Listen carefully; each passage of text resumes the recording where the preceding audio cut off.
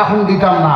এই যে ওসমান হাদি যুবক ছেলে, বাংলাদেশের একটা রত্ন, বাংলাদেশের মুসলিম মিল্লাতের একটা ধন, বাংলাদেশের একটা স্টার, সত্য প্রকাশকারী, বাতিলের কোনো চোখ রাঙ্গানোকে সে পরোয়া করে নাই।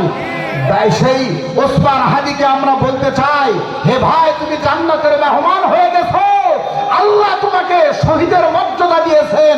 তোমার নসিব কত ভালো, যে মা তোমাকে পেটে ধারণ করেছে ওই মায়ের জীবন জিন্দেগি ধন্য।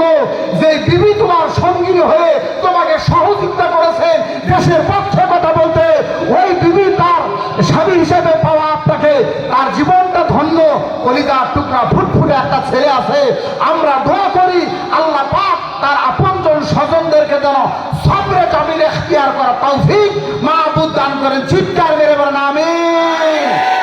হে হাদি, তুমি ভালো করে শুনে নাও, তোমাকে এক হাদি আল্লাহ তাআলা ইশারা দিয়ে ডাক দিয়ে নিয়েছে।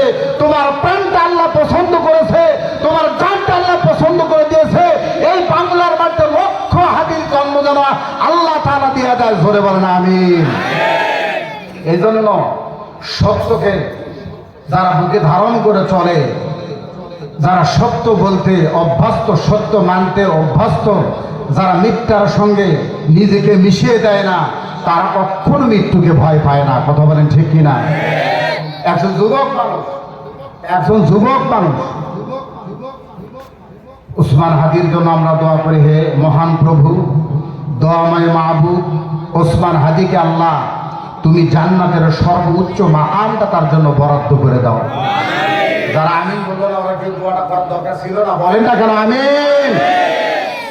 আমার ভাইরা, আজরাইলে খায় না ঘুষ, শোনো রে ওহো মানুষ, কি হবে কালো টাকার পাহাড় গড়িয়া,